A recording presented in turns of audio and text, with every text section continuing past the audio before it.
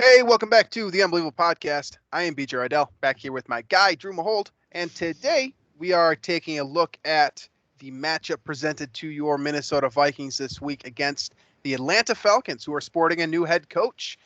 Dan Quinn is finally gone, so the Vikings will get the first crack at the Raheem Morris-led Atlanta Falcons. So we will spend the majority of this episode breaking down Matt Ryan, all of the weapons that he has, and why this team is still not good, at least on paper.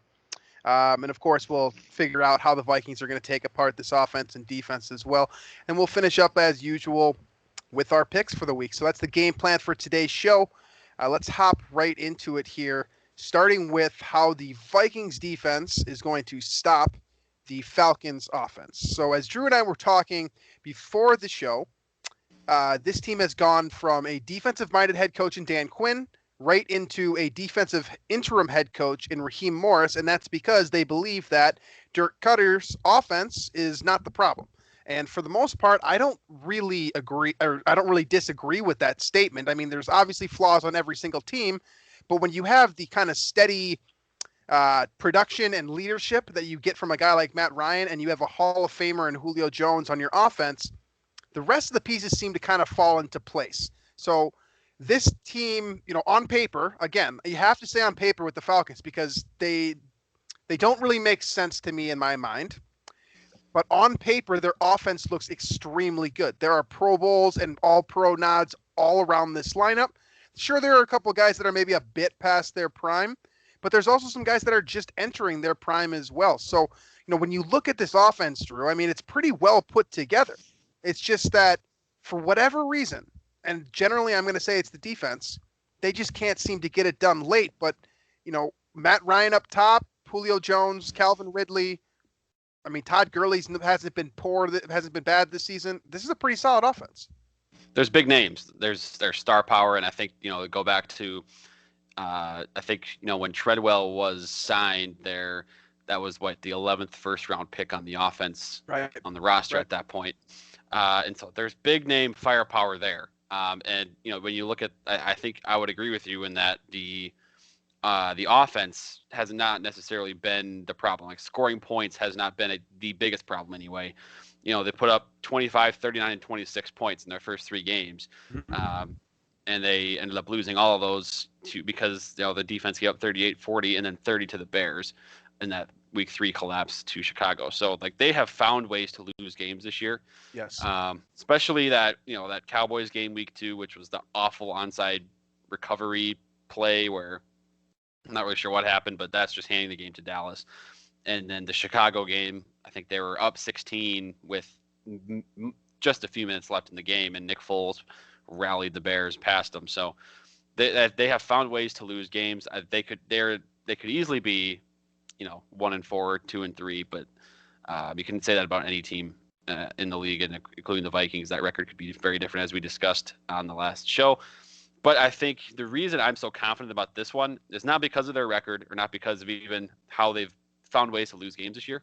It is because of Mike Zimmer's dominance against Matt Ryan in their past. I think basically since Zimmer took over as Vikings head coach, Matt Ryan has done absolutely nothing against the Vikings.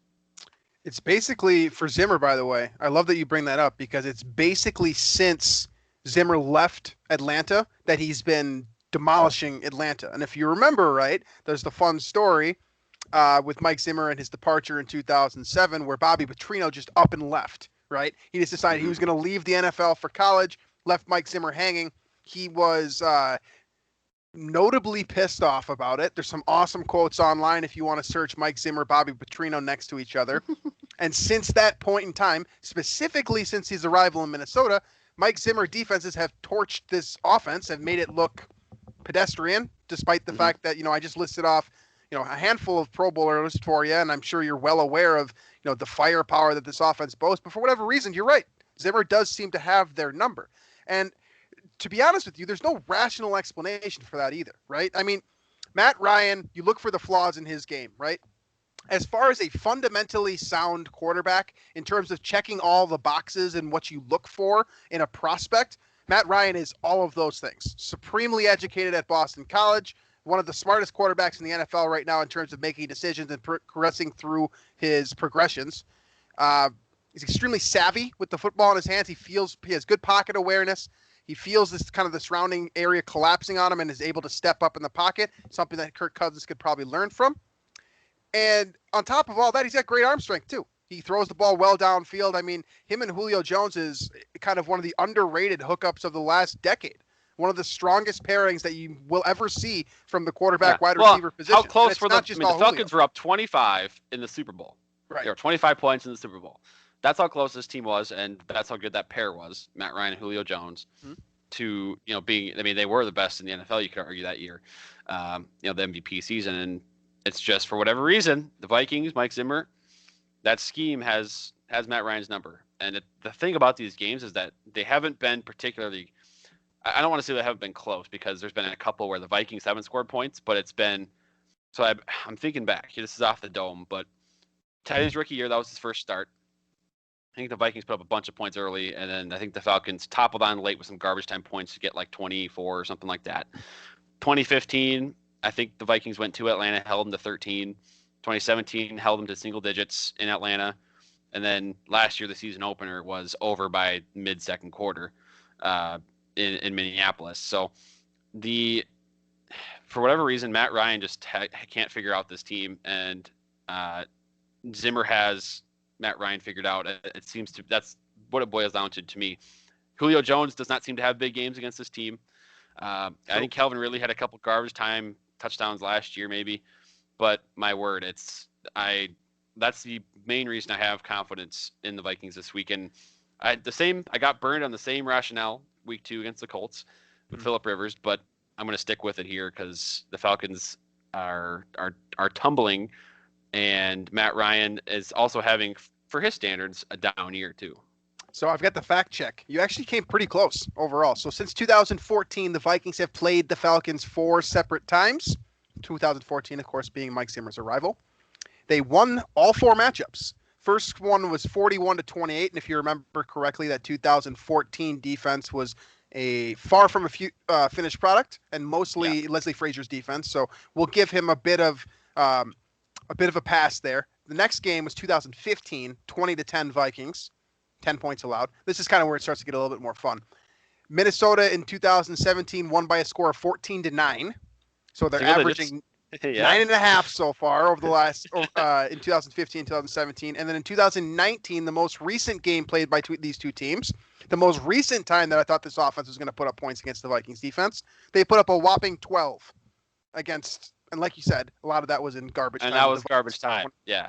Right. So over the last 3 games, it's been 31 points. So about 10.33 is the average for Mike Zimmer's defense since he got his unit intact against the Atlanta Falcons. Now, Bobby Petrino doesn't still work for the Falcons. So there's not like my joking rationalization there. They just got mad and, wanted to beat the Falcons. It doesn't even make sense. But for whatever reason, you're right. He absolutely has the Falcons number, and he has it in a big way. I mean, those numbers are astounding, especially you consider the weapons that they're facing. And granted, deserves a lot of credit here because we're kind of glossing over the fact that Julio Jones has been shut down quote, shut down by Julio Jones standard over the last 3 matchups. And that's been exclusively Xavier Rhodes. I mean, I charted the 2015 and 2017 games myself, and that 2019 game last year was one of his better performances relative to the kind of substandard year that he put together last year. But so Xavier Rhodes is gone. That definitely changes things a little bit here. Granted, his production had kind of dropped off of a cliff, like I just said. So you're replacing bad with, I don't want to say worse, but probably also bad. And, whether it's going to be Holton Hill or Mike Hughes out there, or Cameron, it'll probably be Cameron Dancer, to be honest with you. And that, makes me a little bit nervous. But nonetheless, you look at the rest of this offense here, outside of the 2 big guys that everyone knows every detail in and out about their life. You have Calvin Ridley as well, who is one of the most efficient route runners in the NFL. Doesn't get a lot of credit for that, but he was one of the most polished wide receivers that I've seen come out. He's the number 1 receiver on, every 25 other team? teams in the league. Yeah, 25 teams probably. Yeah, that's fair. You've got him as a nice, a 1B to Julio Jones's 1A. Russell Gage is also a nice piece. He's more of a third down one or two 15 to 18 catch guy, but 15 to 18 yard guy, but those catches seem to come up big. There's a reason why I know his name. You know what I mean? And Olamide Zaccheaus is the other one that people are trying to get me to buy into, but not really fearful of him. I've seen a couple fantasy guys talk about Zaccheaus. I'm not buying. I think you guys are scooping too low on the barrel. But anyways, you got Julio Jones and Calvin Ridley up top for sure. And Russell Gage is a nice piece in that to make it a threesome. But then the offensive line is nice as well. You got Jake Matthews on the left side at your left tackle position. Granted, they overpaid James Carpenter and he's their left guard. But they've also got Alex Mack, who's a former Pro Bowler and, in my opinion, still plays at an all-pro level. Chris Lindstrom, who's just drafted either in the first round or the second round. What was it, 2 years ago out of Boston College? He's an outstanding prospect that I think a lot of Vikings fans loved. And then you've got kind of a fall-in piece in Matt Gano. Which of course was supposed to be Caleb McGarry's spot, but for one reason or another, he's not playing there right now. So that you got a strong front five. You've got receivers that stretch the field extremely well at both levels, intermediate and deep. And then you've got this running back too, in Todd Gurley, who we all know what he's capable of doing. It's just kind of a matter of if he's over the hill or not. And I think most of us would agree that Todd Gurley is not the same guy he was 3 years ago. But he's still a very efficient runner, a smart runner, sees the ball, sees the field extremely well. He's not the kind of guy that cuts directly into a tackle. You know what I mean? So you have to be concerned, I suppose, with the efficiency and kind of the standard that Gurley plays with, even if relative to, the MVP caliber year he had a couple of years back, he's not the same guy, but he's still very talented. And I think you can kind of say that for really the three big pieces on this offense, Matt Ryan, Todd Gurley, Julio Jones. You can kind of say that for all three of them in that they're still extremely dangerous, but you'd rather have them probably 3 years ago than you would now. Right. That's exactly it. The Falcons have been awesome the last couple of years at getting and maintaining talent that is over the hill. Right. And it's not like it can't work. It's just, Gurley's clearly past his prime. I would probably say the same for Julio. Matt Ryan, I think as well. Those guys are past their prime. One guy we didn't talk about is Hayden Hurst at tight end. He's a solid pass catching tight end there as well. So there's clearly weapons there, and I think it's weird that that's not like. I would say that their receiving weapons are better than Seattle's, even with DK Metcalf and Lockett. I'm going to pick Julio Jones if healthy, and Calvin Ridley all day. So the threat here, is just about the quarterback. And I think the fact that Matt Ryan isn't mobile or as mobile as, Russell Wilson, I think really bodes well for the Vikings, because I think that's where this team could get into trouble, is when quarterbacks that are mobile get out and move around and make things happen. And we saw that with Russell Wilson, and you're not going to see that with Matt Ryan. So you look at kind of the key matchups here on defense. Of course, it's going to be the Vikings corners against the Falcons wide receivers. How much can you lessen that blow is kind of the question that I have. Is this going to be a 250-yard game on our cornerbacks, or is this going to be like a 120 to 150, which the Vikings theoretically can take? If you told me that Julio Jones is going to get 5 catches for 70 yards and Calvin Ridley is going to get 6 catches for 50 yards, I feel like the Vikings have a very strong opportunity to win this football game, because really those are the only two guys that I'm truly fearful of. I respect Todd Gurley. I respect Matt Ryan, but I don't expect them to beat the Vikings down the stretch. I fully expect a guy like Julio Jones to just do something ridiculous and, find his way to fall into the end zone on top of like 7 Vikings defensive backs that are trying to tackle him. I fully expect that type of thing to happen. The other guys are like, they're not the same players that they used to be. They're not, dangerously skilled, if that's the right term. Like, Todd Gurley doesn't have blazing speed. Right? He's always been a very fundamental runner that's extremely good at finding the correct hole and dashing through it. He's not going to blow you away with like a 4.3. He's not going to bowl you over with like 240 pounds of muscle. He's just an efficient, smart ball carrier. And that's why he'll probably have a long career despite his prime being largely over. But so my point being there is that, like, yes, that's a great skill set to have. And he's an excellent asset for Atlanta, at least through 4 weeks. But that all being said, I'm not scared of him. I don't see him breaking one off for 80 yards against this Vikings defense. I mean, he might get 40 yards and then get tracked down. But I'm not truly fearful of these guys like I am, Russell Wilson or, a lot of the other pieces that we mentioned against Seattle last week. But That all being said, you look at this group on paper, right? Again, I'm going to bring this back. Like, you look at it on paper, you've got Matt Ryan, All-Pro, Pro Bowler. Todd Gurley, All-Pro, Pro Bowler. Hayden Hurst, traded from Baltimore recently, just getting his first opportunity as a true starter.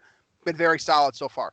Chris Lindstrom, probably Pro Bowl potential, not quite there yet. Alex Mack, Pro Bowler, All-Pro. James Carpenter, Pro Bowler and All-Pro at one point. I believe he's an All-Pro with Seattle at one point. Jake Matthews, Pro Bowler.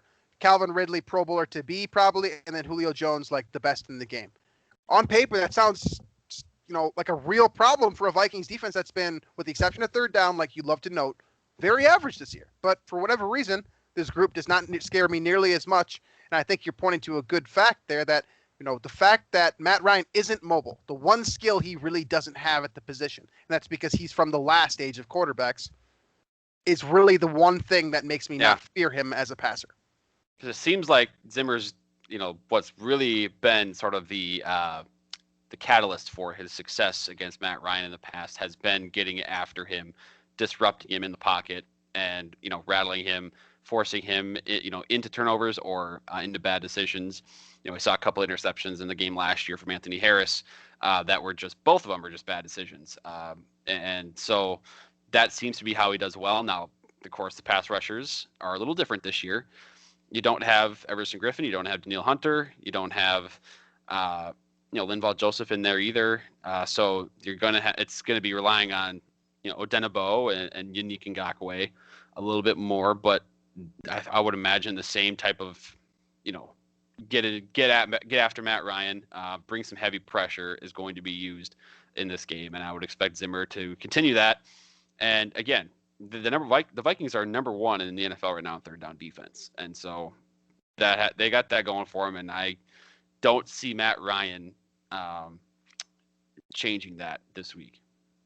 Fair enough. All right, so we've gone through the offense now, and again, like it sounds more dangerous than it is, and that's kind of what the Falcons' motto has been. It looks like they're going to beat you, and then they find a way to fall apart, and that's kind of what they've been doing, during the Dan Quinn era especially, but for some time now. But you look at this defense now, too, and you consider everything that I just threw at you, right? You look at all these players where you recognize, at the very least, you recognize all these names, right? And then you get to the defense, and it's largely the same type of situation. But for whatever reason, this group never gets it done in crunch time. And I do mean never. Honest to God. When it matters, I mean, officially in 2020, they never get it done. Officially, because they're 0-5. Exactly. Yeah. So okay, let's start with the defensive line here. So Raheem Morris was the defensive coordinator beforehand. Stepping into interim, I don't expect any changes to the defensive alignment. So we're going to be dealing with a 4-3 unit here, and just filled with big names, and just the front four in itself. Takk McKinley's on your left side. He's been less than awesome since arriving in the NFL. Dante Fowler on the right side, also a top 5 pick. Not been great in the NFL. I believe he's on his 3rd or 4th team now. And then you got Grady Jarrett up the gut, who is arguably the best 3 technique in the game. Gets, with the exception of Aaron Donald, I should say. I don't know. You better be careful there. I was going to say I should be really careful. Everything underneath Aaron Donald is Grady Jarrett territory. He's been outstanding. Extremely good pass rusher. Gets off blocks extremely well. And then you got Tyler Davison up there to complete that 4-man front. So like I said, you got star power, at least in theory. Fowler and McKinley are both supposed to be really, really good players. Fowler has been an player. I don't think Takk McKinley is even in the range at this point. It's been more Laquan Treadwell than Justin Jefferson. Let's put it that way for Takk McKinley through his first couple of years with Atlanta. But really that one piece there, Grady Jarrett, can kind of make the entire unit look good if he's on his game. Yeah, they, that's the one piece to be scared of. And, of course, the Vikings, on the offensive line, at guard position in particular, it's kind of where, the weakness is right now. And for what it's worth, Garrett Bradbury's having a stellar sophomore season right now. So that's good. And you're getting some returns back on that first-round pick. But, Dakota Dozier and Drew Samia clearly are the if you look at PFF, the red numbers on the map there for the grades. So that'd be the one to be scared of is Grady Jarrett, because you look into the secondary, I know we're going to get there eventually as we go up, but clearly, looking at this defense, clearly the pass defense on the secondary is kind of where the biggest weakness is to me. And I think if there's a way the Vikings offense is ruined in this game or can't, get on the board or whatever the case may be, it's going to be because some of these pass rushers cause some havoc in the backfield. Absolutely. So the second level here. So if you could slow, basically to round out the first level, I know it's easier said than done, but if you can slow down Grady Jarrett, right? If you can keep him out of Kirk Cousins' face, I like the Vikings' chance to win this football game. But again, easier said than done. But kind of the way that this unit is arranged after Jarrett, everything kind of predicates off of what he's able to do up front, right? If he's able to eat up blocks and get through blocks, that opens up space for a linebacker like Deion Jones, for example. So I kind of made a little bit of a misstep when I said earlier that they run a 4-3 because their base actually this season has been in nickel, which is something I should point out here. So it's more like a 4-2-5 than it is a true 4-3. The two linebackers that you need to worry about are Deion Jones, and I'm not even going to try to get this name right. It's something like Foyesade Olukun. Those are your two linebackers here. Jones is the one that you want to focus on because as far as I'm concerned, that's a really good point. Yeah.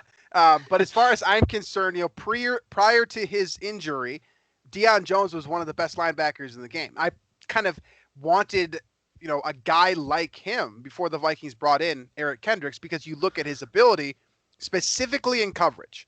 Dalvin Cook, I doubt he's going to play, but I guess Alexander Mattison in the passing game, Deion Jones is like made to stuff that. That's kind of what he does. He stops running backs extremely efficiently, and he's one of the best tacklers in the NFL. So in the second level, if you consider what I just said about Grady Jarrett, if Jarrett's not getting off blocks, what's the point of Deion Jones? He's probably the strongest asset that they have in the middle of their unit, and if he doesn't really have anything to do other than clean up plays, it kind of just takes away from the effectiveness of this defense. But if you get Grady Jarrett to get through some of these holes on the Vikings offensive line, all of a sudden Deion Jones becomes more of a factor in stopping play action, for example, picking off screen plays, for example. He just all of a sudden becomes more of a piece when there's pressure in Kirk Cousins' face. So that's kind of what I mean when I say that the second level, if the Vikings can stop the Falcons' defense's first level, their second level doesn't have the opportunity to be nearly as good as they're capable of being because of the star power they have in Deion Jones. Mm-hmm. Yeah, I like that illustration that you pointed out there, and that's sort of it sort of blends in with how the Vikings, I think they're, at least when it comes to the passing game, that's the reason that they do well or don't do well, is Kirk needs that time, and if he gets the time, he'll fire a dart, and if he gets pressure, especially through the interior, right? Interior pressure seems to hurt him a lot more. That's where things can kind of go wayward. So clearly a big one there to watch. And, that's another thing to point out too, is with, wherever you stand on the running backs don't matter train, Dalvin Cook in or out this week. The fact of the matter is the zone run scheme, outside zone stuff, Madison doesn't have the burners to the edge that Cook does. So that maybe, that's where Deion Jones and these linebackers could be a bit more of a factor, is, ranging sideline to sideline, maybe cutting those off a little bit more efficiently than if Cook were carrying the football. So that's one thing to watch as well. Absolutely. For sure. And, Jones is one of the best at bringing down running backs, period. You get a little bit of, a slower running back or a different style of running back trying to play into Dalvin Cook's running style. That's something to really watch for. I think you bring up a really good point there that we've seen Madison play Madison football, right? Mm-hmm. I don't think he's ever actually started a game because when Cook was hurt last year, it was Mike Boone. So we've never truly seen what Alexander Madison offense looks like. So that's something to consider, especially when you've got a linebacker as good at tackling running backs as Jones is coming up this week. Now, the true issue with the Falcons, I think, lies in the secondary here. And I think you alluded to that a little bit earlier. Mm-hmm. There's some nice pieces. Again, a couple more first-round picks to list off in Keanu Neal and A.J. Terrell, who is, of course, the rookie out of Clemson from this season. But Neal has been on and off, and he's also been hurt. And then Ricardo Allen has been very average. I liken him to a guy like Andrew Sendejo, where like your team just can never seem to get rid of him because he always has some sort of purpose, but he's by no means good. That's kind of how I feel about Ricardo Allen and how I feel about his tenure specifically in Atlanta. Because I feel like this dude's been around forever. And like I know his game style. He's a guy you can beat, but he's also a guy that knows what he's doing. So that's why he still plays in the NFL, and that's why he still starts to some degree and plays a lot of snaps. And then the final piece here is Sherrod Niesman, who to be honest, I don't know a thing about. So I'm going to focus on the rest of this unit with, I missed Isaiah Oliver as well. And that's kind of what you're dealing with is those five pieces of this secondary here will be in there with Jalen Hawkins as well rolling in. I'm getting a couple snaps here and there as well. But my point being here is I don't think I said anything that scares anyone in the last 15 seconds about the secondary, and that's because it's true. There just isn't that much good. There isn't many good things to say about this part of their defense. And I'll tie it back in with what I was saying earlier. If Kirk Cousins has time to throw, he will have time to pick apart this unit. That's a promise from me to you because, like Drew has said a million times in the show, it's not the accuracy with Kirk Cousins. If he has the time to fling it, it's going to get there on point, on time, and about as good as you can get it from any quarterback in the NFL. Just can you keep the pressure on Cousins or not? That's the question you got to answer because there's not going to be coverage sacks this week is what I'm saying. Yeah, and I don't know how the listeners feel about Teddy Bridgewater and, whether when he was in Minnesota, if you loved him, didn't love him. But if you watched or followed the Panthers-Falcons game last week, you know that Teddy Bridgewater had 260 yards and 2 touchdowns at half last week. And I think they actually went into big time, chew clock mode, and he ended up with like 315 or 320. So, but he chewed him up pretty good in that first half, and Aaron Rodgers did the same thing. Nick Foles did the same thing when he entered the game and came back and won. Dak Prescott did the same thing. Russell Wilson did the same thing. So, I mean, they've definitely gone through the gauntlet of quarterbacks this year, with the exception of the Bears. But let's look. I mean, the numbers. They are 31st in yards allowed through the air. They are 31st in touchdowns allowed through the air. They've allowed 15 touchdown passes. They are 26th in interceptions, so they've picked off only 2 passes this year. And from an efficiency standpoint, so it's not aggregate totals, but net yards per attempt, they've allowed 8, which is 31st in the NFL. So they statistically among the worst pass defenses in the NFL. And I think Kirk should have his way with this group, especially the fact that Thielen and Justin Jefferson. If you follow Pro Football Focus, Thielen's number 1 graded receiver right now. Justin Jefferson is number 4 graded receiver right now. They got Irv Smith involved last week. He looked pretty solid. I like where this passing game is going. It's just going to be up to Kirk to avoid those catastrophic, untimely mistakes that swing the game completely, as we talked about in the last game, turning it over in your own territory. But if he can do that, the Vikings are going to win this game. So here's the other thing that I want to point out about the secondary before we get into our game picks here, is I was just kind of perusing the interwebs for the stats on the guys that I said I didn't know a whole lot about, just to get a quick kind of idea of what I might have been missing out on. First and foremost, I was right. I wasn't missing out on anything. Now, more importantly, to the point that I wanted to make here, is that I started noticing that there's not a lot of interceptions in this secondary, just period. You look at the guys that I named here. I also forgot about Kendall Sheffield. Does not have an interception to his name. Sherrod Niesman, no interceptions. Ricardo Allen, bare bones. Isaiah Oliver and AJ Terrell, nothing. Right? So we're setting ourselves up for an old takes exposed here. I definitely, I'm okay with that, honestly, because you look at the interception total for this team. I mean, they have 2 of them. Yep, period. They have 2 of them. So, I'm not, I guess kind of the point that I was ramping up to when I brought that up kind of out of nowhere is just that you can throw against this secondary in theory and feel pretty confident that the ball is either going to hit the ground or hit your receiver. And for a guy like Kirk Cousins, who, like you said, has this tendency to have those catastrophic mistakes, that's got to feel kind of nice to know that they've played 5 games this year, and they've only picked up, I think, 1 quarterback. They've picked off 2 Bears quarterbacks. Yeah. Okay. Thank you. Yes. It was both in the same game. It was one was Trubisky, one was Foles. So, they've now again those other quarterbacks they've played. They got Rodgers and Dak Right. and Wilson, and that's a pretty solid list of quarterbacks that they've played, but they've gone through without a mistake. But we know for a fact here that at least probably half of our audience is not a Teddy Bridgewater fan, just from our kind of personal experience with Yeah. engaging with There's people. definitely a kind of a dichotomy there. Absolutely. So I think that at least a lot of our listeners can take a lot from the fact that Teddy Bridgewater put up 250 plus in the first half with his noodle arm, right, guys? So that's something to consider in itself. I mean, yes, you're right. Aaron Rodgers, Dak Prescott, Russell Wilson, they don't throw many picks, period. But Teddy's not Teddy throwing Bridgewater was there to air it Teddy's out. not throwing to Adam Thielen or Justin Jefferson or handing the ball. Well, he's not handing Bobby off. Anderson, Teddy's not handing it off Curtis to Samuel. Teddy was handing it off, throwing screen passes to Mike Davis last week. Right. Not Christian McCaffrey. So there's that Panthers offense rocked the Falcons in the first half before they went into 2 clock mode. And the same thing can be said about the Packers and the Cowboys and the Seahawks. And so this Falcons secondary, for as much as the Vikings, we are complaining about the Vikings, their secondary, the Falcons is much, much worse. Yeah. And I think they've got more pieces to rebuild too, right? Like you just heard the names that I said. They're starting with AJ Terrell, which is a nice place to start for sure. I think he's an awesome rookie cornerback. I think he'll be very good.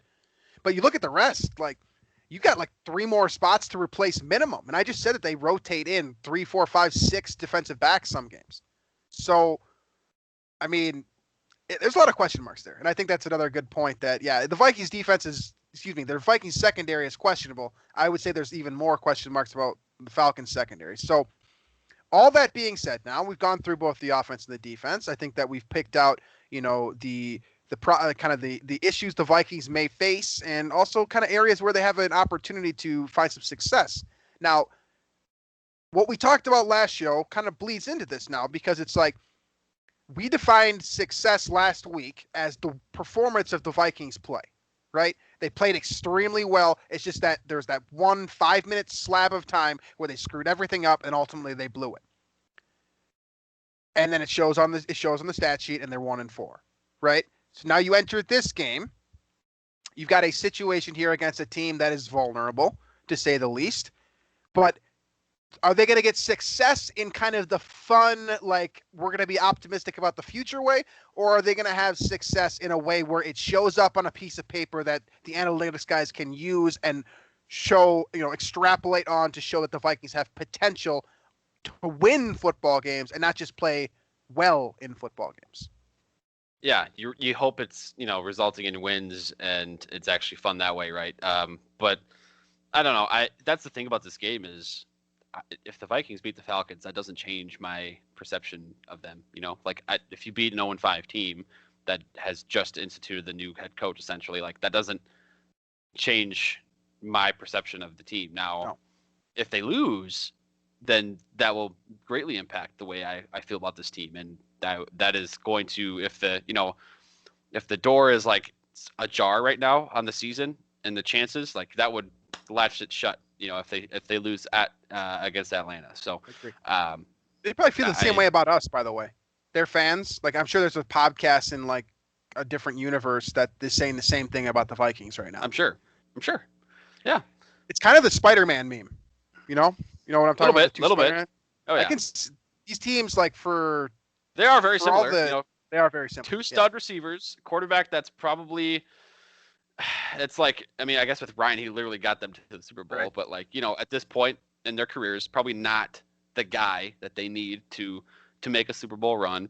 Not super mobile guys either. Defensively, there's some star power, but it's not quite put together. Now, last 3 games, Vikings defense has been much, much better. Right. And so, that's one thing to consider. But if we're gonna go into our picks here, we'll kind of lead off with please do. Vikings, Falcons. I'm going to pick the Vikings, and I haven't picked the Vikings this confidently in a while. And I'm going to, it's just, I think it's more of a reflection of how bad the Falcons secondary is, and they're even worse in Seattle. And Kirk was pretty solid against Seattle last week, so I'll take the Vikings. So I'm going to take the Vikings as well, unfortunately, which means they're probably going to flub this one. But my thought process being that the Vikings, as we've said, played very well with the exception of a couple minutes last week. This team looks a lot better than they are on paper. They look So much better than a 1-4 record. This looks like a 2-3 or 3-2 team to me right now. A team that could go either way in theory. Atlanta looks like an 0-5 football team. They have found ways to lose, as you stated multiple times. They're injured. They've got an older, kind of trending down cornerback. Julio Jones is basically taking a game off every other week because he's always hurt at this point. Calvin Ridley found a way to disappear the other night. 0 catches, 0 targets. That's your best offensive playmaker on a night that Julio Jones isn't playing.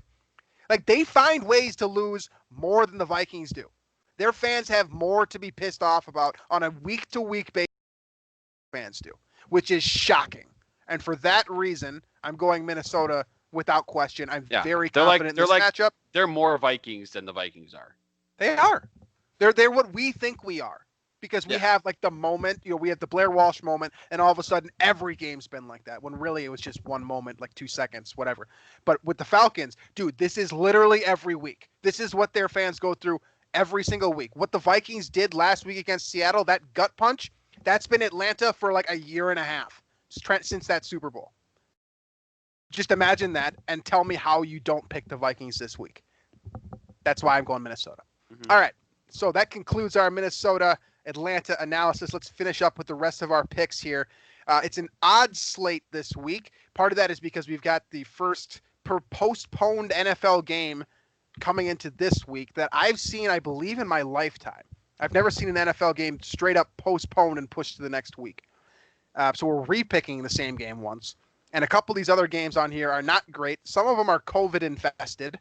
And some of them have other question marks. So we've got an interesting slate here. And it starts off with Houston at Tennessee. Tennessee looks like one of the best teams in the NFL. Houston looks like one of the worst teams in the NFL. Now, that being said, Houston just found a way to win, and they looked good doing it. And Tennessee, on the other hand, just beat one of the best AFC teams. Yeah. Still, they look good for the first time this year. Yeah. I've been a big Tennessee Titans guy, with the exception of their COVID, violations. By the way, Ryan Tannehill saying that he didn't know what they did. I was just gonna say that. Like, don't play the I felt disrespected, or I didn't like the way we were treated card. Not called for. And read the room, like, for sure. But with that said, the Titans are really, really good. Arthur Smith is going to be a head coach next year. That offense is humming. They scored 30 points in 3 straight games. They're going to do it again, and they're going to win pretty easily. Yep, I'm taking Tennessee for the exact same reasons. Derrick Henry's a bus, and dude, that Khalif Raymond dude, that I was watching yesterday, when it wasn't going to A.J. Brown, it was going to some dude named Khalif Raymond who torched the Vikings earlier this season, if you remember. That guy also looks really good, like a very, very solid player, especially when you've got A.J. Brown as your number one. Tennessee could roll this entire year. They're definitely going through Houston, so I'm taking them as well. Next one, a little bit lighter. Cincinnati at Indianapolis. So you got Philly Cheese going up against Joe Burrow here. Cincinnati definitely looks bad. Indianapolis looks a little bit vulnerable, but their record says they're good. Who gets the W in this one? I really want to pick Joe Burrow, but I think the Colts defense I just trusted a little bit more, so I'll take Indy. Yeah, I was just gonna say that when you play a rookie quarterback, the thing that I look for in terms of can they win the game, unless they're like, honestly, it's anyone. It's across the board. It doesn't matter if you're Joe Burrow, Andrew Luck, whatever. I look at, is the opposing defense is there a lot of veterans on it? Are they smart and efficient, fundamental players? And are they good as a cohesive unit? I think Indianapolis fits the bill there. I think that spells problems for Joe Burrow. I don't think he even gets more than a touchdown pass this game. I'm taking Indianapolis as well. Now, this next one here is what I was alluding to as I kind of introduced this segment of the show, and that is that we're picking Denver at New England for a second time in as many weeks. Of course, I think we both went New England last week. I don't think there is pretty good reason to change those picks now, though, because Drew Lock is expected to play for Denver. Cam Newton is expected to play for New England. So instead of picking that barn burner we had last week between third string quarterbacks, we now have the true face of New England and the true face of Denver going head-to-head here. Locke coming back after suffering a week 1 injury, I believe. And, of course, Cam Newton coming back from test protocol for COVID-19. Yeah. Also, Melvin Gordon got a DUI, so who knows if he's going to play, which doesn't really impact what I'm picking the Patriots anyway, but just that's another element to this matchup that'll be something to follow.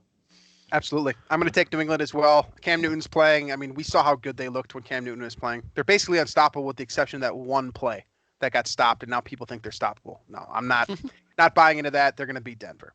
The next one here, probably the worst game that I've seen in a long time. You got the Washington football team against the New York Giants, and they're playing in New York, the Big Apple, and there is so little star power in this game, it's hurtful. Like, I'm honestly offended that they put this game in front of me. Yeah.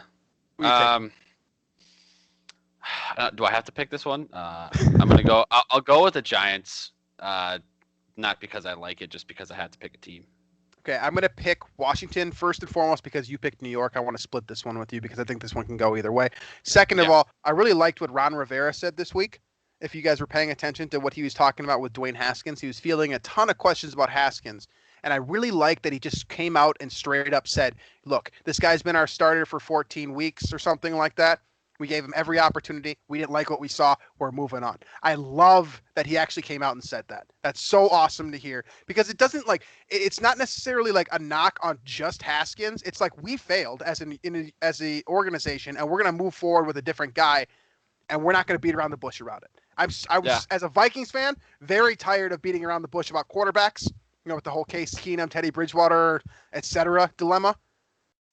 I really like that. So for that reason, I'm going to pick Washington. And we're going to move forward here into Baltimore and Philadelphia is the next one on the docket here. Philadelphia's shown some sign of life. Baltimore, Lamar Jackson has not been good. Like, I'm saying that very quietly because I know there's ears out there that'll throw stones, but he's not been very good this year. And they're playing on the road in Philadelphia, which typically would make a bigger difference. Of course, with COVID-19, doesn't as much. But who gets this one done? I'll take Baltimore still. I just think Eagles are just so depleted. I can't pick them right now. Yeah. I can't remember the name that I saw of the receiver that's picking up all their yards for Philadelphia right now. Travis Fulgham. Yeah, Fulgham.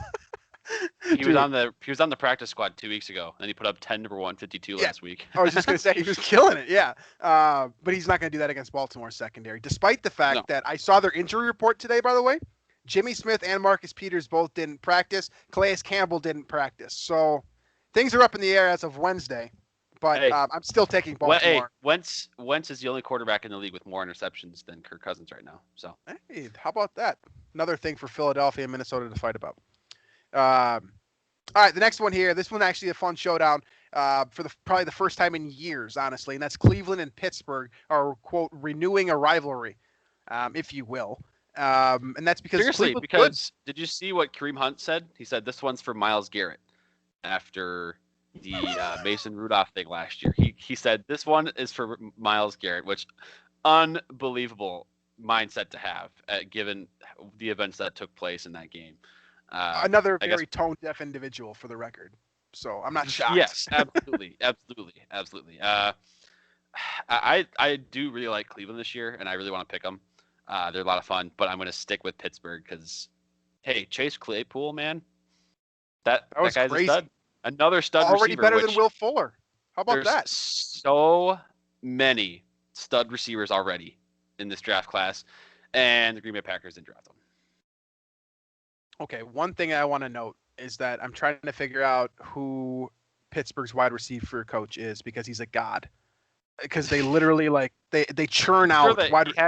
He had to have moved on. There's had to have been multiple in the last decade, right? I'm sure, but it's literally every year they pick a new 5th round or 3rd to 5th round guy who they want to be their guy, right? I mean, of course, and Antonio Brown is the staple being the 6th round pick, but then we can go. Yeah, Mike Wallace, Emmanuel Sanders. Yeah, Juju Smith-Schuster. It just keeps going and going and going. They don't draft wide receivers in the 1st round, and yet they always top 5 receiver. It doesn't make sense. I'm going Pittsburgh. Next one here. Chicago is going to Carolina.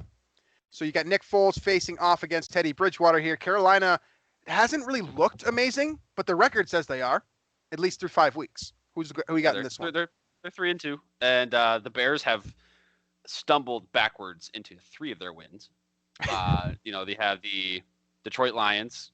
They were down 17 with 4 minutes left, and they won the game over Detroit. You have the Tampa Bay game last week that they were down 9 with 5 minutes left, and Nick Foles did his stupid whatever. And then, of course, the Falcons game we already talked about a little bit where they were down 16 with late in the fourth, and they somehow won that game. So that is the most egregious 4-1 record I've ever seen. Like, they do not belong in that category.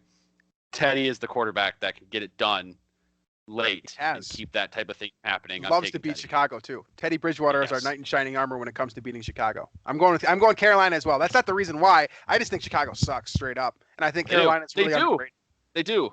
This is like a matchup of an underrated organization and an overrated organization. Yeah, and I mean, Vegas agrees because I think as far as last time I checked, the Panthers were favored. The Bears aren't in this game. They should be. So. All right, so we're both on Carolina. Moving on to the next one here, another bad game, right? I mean, this is honestly, there's a couple of them here rounding out this week. Detroit at Jacksonville is the next one on my docket. Matthew Stafford would face off against Gardner Minshew. Who the hell would pay to watch that? You? No, I'll take Gardner just because I like watching Gardner Minshew. Guy's electric. It's it kind of sucks that he is in Jacksonville, whereas yeah, I think it's fun to think about if he had taken over in, say, Dallas, the media attention that he would get for his personality and the way he carries himself. It would be fun. But regardless, I like Minshew a lot, and I'm taking him. Okay, so I'm going to take Detroit because I like Matthew Stafford, and I still think I still to this day think he's one of the most talented quarterbacks in the NFL. It's that Detroit is another one of those teams that just pisses down its own leg all the time. But against Jacksonville, there's a lot of room for error against this Jacksonville team. Mm-hmm. And I think that Detroit... about Jim Caldwell getting let go after, I think he was there for 4 or 5 seasons, and 3 of them were above 500 or something like that. Yep. And if you look at their last 25 years and the coaches, Jim Caldwell's far and away the highest winning percentage. And now they've had Matt Patricia and they're still hanging on to him like he's going to save it for him. They fired a coach that had a record of 36-28 with them.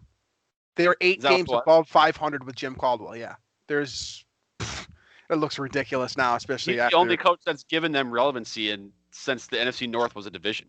Hell, not even relevancy. He's the only coach that's given them hope. Period. Yeah. All right, moving forward into another barn burner here. The New York Jets and Miami Dolphins. Who you got in that one? The Dolphins. How about last week? Play against San Francisco, the defending NFC champions, and blow them out of the water by 26 points. Now, San Francisco doesn't look very good at this point, but that's a stellar performance. And the Jets are the Jets. Somehow, Adam, I think my buddy had a theory last night, and I think it's true. The Jets are hanging on to Gase so that they can get the first pick. They're going to hold on to Gase because him trying his best is going to give them the first overall pick. And I like that theory. I'm going to run with it. I got the Dolphins. I'm cool with that. I'm taking Miami as well for the same reason. The Jets are the Jets. I'm never going to pick the Jets in the show. It's not going to happen. I'm just going to pick whoever's playing the Jets every week. So Miami, it's your week. Next one here, we got Green Bay and Tampa Bay. So GB versus TB here.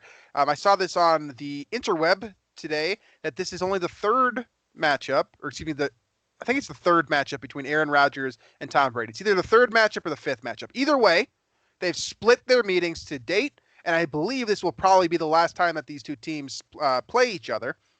So this is the opportunity here for one of these two players, Tom Brady or Aaron Rodgers. Yes, I know they're not actually playing each other, but one of them gets to set the record straight on who was better against the other one and who's going to get it done this week. I think that both of these teams have the tools to beat the other one. I really do think this comes down to quarterback play because the Aaron Rodgers show is the difference in Green Bay. If he's on, it's over. In Tampa Bay, if Tom Brady is above average and not throwing pick sixes, this team looks really, really good. They're very explosive. They got a ton of great players. This should be actually a very fun game to watch. Yeah, I think Tampa's defense is actually going to be a different, change of pace for the Packers offense because the Packers offense has come across some rather easy defenses so far, and they've been able to run through them. So I think this will be fun. And the Bucs are weird enough where they've had some clunkers, but they've had some games where they've really shown up. I'm gonna pick the Bucs, and it's more of a the Packers can't keep winning, and that's probably wrong of me. Eventually Rodgers is gonna have a not awesome game, but that's my only rationale. It's not good rationale. So I'm gonna pick the Bucs as well, and my reasoning is the reason why I introduced this segment by saying that Tom Brady and Aaron Rodgers have split their career opportunities against each other. To me, in my mind, Tom Brady is still the greatest quarterback alive. I'm sure he knows that stat. I'm sure he's going to find every way to win this game. I just can't, like, it's going to look weird, right? Like when Tom Brady retires and we look at the quarterbacks with the winning records against him, I believe it would just be Aaron Rodgers. So that's where I'm at. I'm going to pick Tampa Bay strictly because I'm on the Tom Brady train all day forever. Next one here. Looks good on paper. The Rams are playing against the 49ers. Of course, the 49ers are depleted. They looked awful against Miami last week, and the Rams just ran through, I believe it was Washington that they played last week. Yes. Yeah. So we got this one. I got the Rams. San Francisco just looks much, much worse. And Jimmy G got benched last week, like flat out benched. And so you wonder the Kyle Shanahan and Kirk Cousins relationship. Maybe a trade is possible if their quarterback situation keeps falling apart. The Niners can cut Jimmy G with only $2 million dead cap. It's just saying. I got the Rams. All right, so we're both rolling with the Rams. I just don't think that San Francisco is San Francisco right now. And for that reason, I think it makes it a very simple pick because the Rams are the Rams. They're the team that they were in 2018, not the 2019 team this year. San Francisco is kind of the flip of that. So I'm going to take the Rams. I think that'll end up being a lot further apart than I think a lot of people may think. The next one here, another fun one. AFC this time, though. Kansas City plays Buffalo, which is interesting because, well, the announcers just compared Josh Allen to Patrick Mahomes. Now we get to see them on the same screen in the same field. I think that most of us would agree that Josh Allen isn't even the same stratosphere, even in terms of his abilities as Patrick Mahomes. But Buffalo looks really good with the exception to this most recent game against Tennessee. And I know this is a what have you done for me lately league, but I still think Buffalo is really, really good. And that all being said, Kansas City has not looked good. They just lost to the Raiders, shockingly enough. And they lost playing their football, too. They lost 40-31. Lost a shootout. They lost a shootout. So that's a problem for me. I think this becomes more of a debatable game than most people might think. I'm still sticking with my strategy of picking Kansas City against anybody. I'm going to do that for the foreseeable future. The Bills look just as bad, if not worse, against Tennessee, which is kind of if Bills had put up a big W, I might have turned around my thinking on this, but I'm going to take the Chiefs. So I'm going to take the Chiefs too. For the same reason as you, first and foremost, that I just don't pick against the Chiefs, even if I do think they're stuttering a little bit. Because when the Chiefs stumble, they still stumble better than most teams play football, right? Buffalo last week, or I guess yesterday, was not themselves for sure about that. And Josh Allen is too erratic for me, whereas Patrick Mahomes, you know what you're going to get every week, even if he starts slow. So to me, that's the difference here. Is Patrick Mahomes is the guy. Allen is hoping to be the guy. And he's just not quite there, in my opinion. So I'm going Kansas City. And then the final one we got here is Arizona and Dallas. We got 2 bye weeks this week. Kyler Murray faces off against it will be Andy Dalton, which should be fun for Dallas, I'm sure. But I'm sure that'll go over well in the media, especially if he loses too. Who you got in this one? I don't know. I think I'll pick Murray, just because there's a little bit of doubt about how well Dalton is going to I guess shake the rust off, so to speak. But I do think this will be a fun kind of a lot of points scored in this one. I'm going to take Arizona too. I'm on the Arizona train. You guys know that. I also will note though is that if there's a best backup in the NFL, it's got to be Andy Dalton, right? I mean, he started last year, and he started pretty well 2 years ago. So if you're going to hand the keys to someone after an injury, I like your chances with Andy Dalton. It's just that I like Arizona's chances even with Dak in there at quarterback. So I'm going to take the Cardinals. I think they get the win in Dallas this week, and that rounds out our picks. So as of this week, both of us went 9-5 in 14 games last week. That gives me at 52-25, and Drew standing at 49-28, the 3-game pick difference through 5 weeks. And that's about all I got for you. So thank you guys, as always, for listening to the show. Make sure to check us out on Daily Norseman and the Climbing the Pocket Network. Make sure to check out the rest of the great content that's available on the internet there. You can find our show, as always, iTunes, Stitcher, Google Play, Spotify, wherever you get your podcasts. And, of course, if you are one of the 8 people who likes to watch us on YouTube, we are available there as well. So thank you guys, as always, for listening to the show and going through our picks with us. And we will catch you next week.